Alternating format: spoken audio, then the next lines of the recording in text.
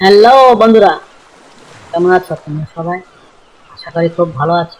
আজকের গল্পের নাম হাসির ঝর্ণা। তোমাকে কখনো ভেবে দেখেছো হাসি কেন এত জরুরি?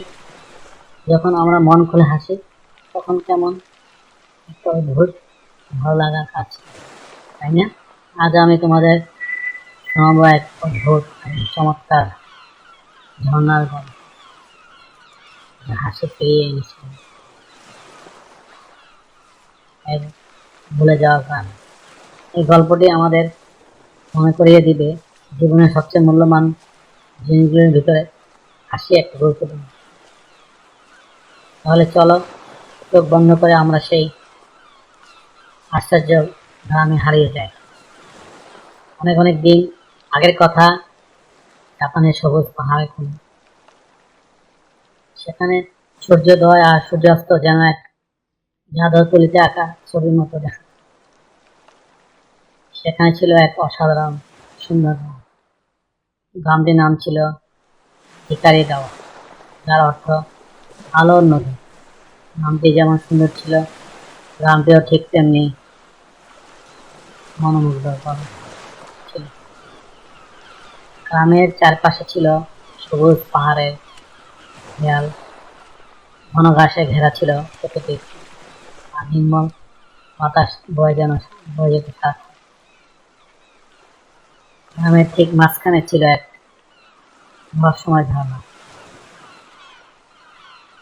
ঝর্ণার জল ছিল স্ফটিকের মতো পরিষ্কার, ঠান্ডা। মুখে প্রতীত ছিল যে এই ঝর্ণার জল যে একবার পান করত সে নাকি অদম্য হাসিতে ফেটে পড়ত। বলা হতো এই ঝর্ণাটি শুধু জলেই নয়, এটি একটি আসলে আমাদের একটি অফুরন্ত উৎসব। কিন্তু অদ্ভুত ব্যাপার হলো, সময়ের সাথে সাথে শিকারি গাওয়া গ্রামের লোকজন যেন এক অদ্ভুত জালে আটকা পড়ে গেছে। এতটাই ব্যস্ত আর কর্মঠ হয়ে পড়ল, তাদের জীবনের সবচেয়ে মূল্যবান ও গুরুত্বপূর্ণ একটা জিনিস হাসি, হাসিটা হাসতে ভুলে গেল। সকাল থেকে রাত পর্যন্ত তারা কেবল নিজেদের কাজ নিয়ে ব্যস্ত থাকত। সূর্য ওঠার আগে তারা ঘুম থেকে উঠে যেত, আর রাত গভীরে না পিছনে পর্যন্ত তাদের কাজ থামত না। পুরুষরা মাঠে লাঙ্গল দিত, ফসল বুনত, মাছ ধরতে যেত গভীর নদী। নারীরা বাড়ির কাজ সামলাত, ফসল সংগ্রহ করত, জিনিসপত্র তৈরি করত। যেমন হাতে বোনা কাপড় বা মাটির বাসন। তাদের জীবন হয়ে উঠেছিল কেবল কাজ আর কাজ। তাদের মুখে আর কোনো হাসি দেখা যেত না, ছিল শুধু ক্লান্তি আর দুশ্চিন্তার ছাপ। হাসির বদলে ছিল গভীর মনোযোগ, আর আনন্দের বদলে ছিল এক অদ্ভুত নীরবতা। এমনকি গ্রামের ছোট ছোট শিশুরাও হাসতে ভুলে গিয়েছে। তারা খেলার বদলাতে বড়দের কাজকর্মে সাহায্য করে বা নিছক নিজের দর্শকের মতো বসে থাকে। তাদের চোখ ছিল না কৌতূহল বা উচ্ছ্বাস। গ্রামের স্কুলগুলোতে শিশুরা চুপচাপ বসত, মাঠে খেলার কোনো কোলাহল ছিল না। গ্রামের মাঝখানে আকাশে রহস্যময় ঝর্ণার পাশে আসলে তারা আর জল পান করত। ঝর্ণা জাদুর কথা যেন সময়ের ধুলোয় ঢেকে গিয়েছে। কেউ তার জাদুর কথা মনে রাখত না, মনে রাখলেও বা তা নিয়ে কোনো আগ্রহ ছিল না। তাদের কাছে ঝর্ণাটা কেবল জলের উৎস ছিল, তার বেশি কিছু না। প্রতিদিন তারা ঝর্ণার কাছ দিয়ে যেত, কিন্তু কেউ এই মুহূর্তের জন্য থামত না। কেউ এক মুহূর্তের জন্য থামত না, এক ঢোক পানীয় পান করত না। ঝর্ণাটি যেন একাকী তার হাসি জাদু নিয়ে অপেক্ষা করছিল, কিন্তু কেউ তার কাছে আসত না। গ্রামটি ছিল নিঃসন্দেহে খুব কর্মঠ। প্রতিটি মানুষ ছিল পরিশ্রম, কিন্তু এই কর্মঠতা তাদের জীবন থেকে কেড়ে নিয়েছিল এক অমূল্য আনন্দ ও প্রাণবন্ততা। গান্ধী যেন ধীরে ধীরে প্রাণহীন হয়ে উঠেছিল। কোনো উৎসব ছিল না, কোনো মেলা বসত, কোনো হাসির আড্ডা ছিল না, কেবল নীরব কাজ, সে কাজের একঘেয়েমিতা। সন্ধ্যা নামলে গ্রামের ঘরে ঘরে আলো জ্বলত, কিন্তু সে আলো ছিল না কোনো শিক্ষা। মানুষজন খাবার খেত, কিন্তু নীরবতার সাথে।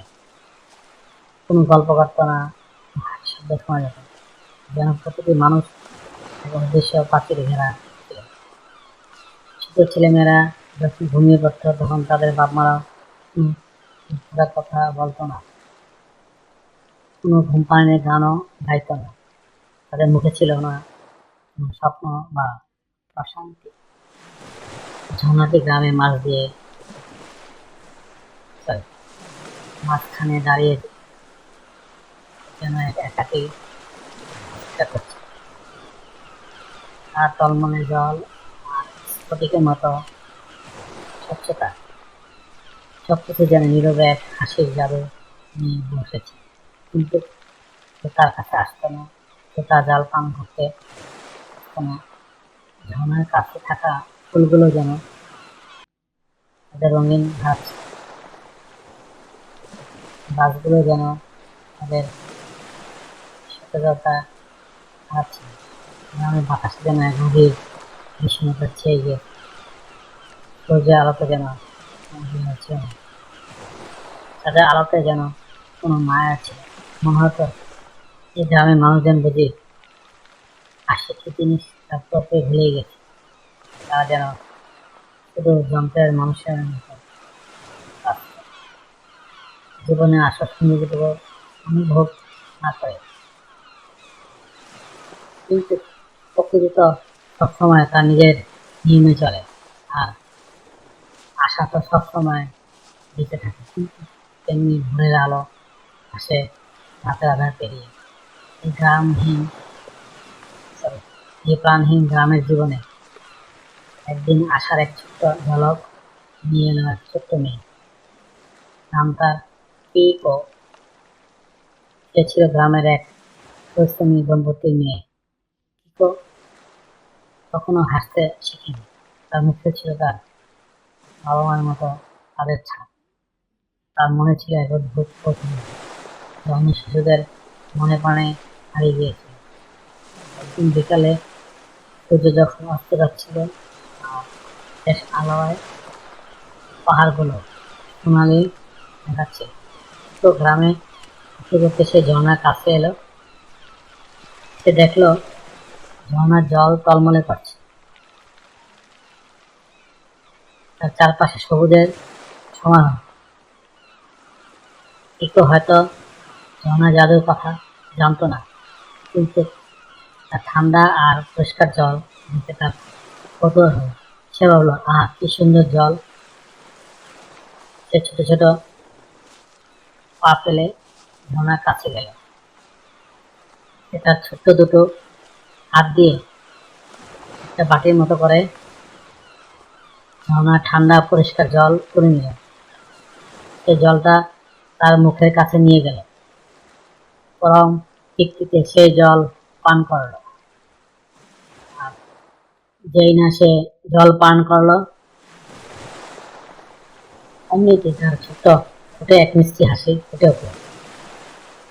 প্রথমে খুব মৃদু, তারপর সে হাসি ধীরে ধীরে বড় হলো, আর এরপর সে খুব জোরে হাসতে শুরু করলো।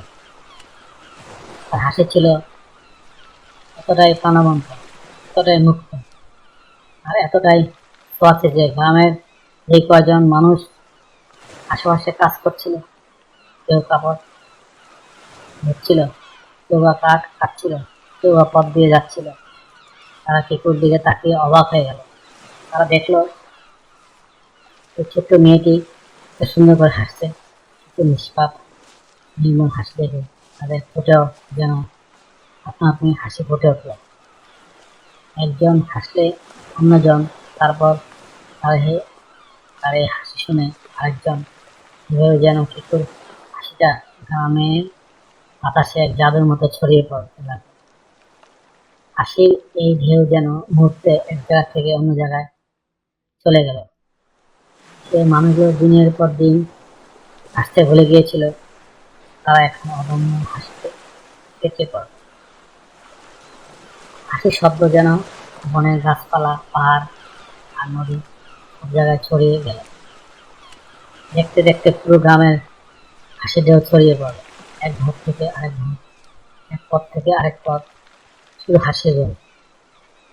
গ্রামের বাজার, মাঠ, এমনকি স্কুল ঘর থেকে হাসির শব্দ শোনা যেতে লাগলো।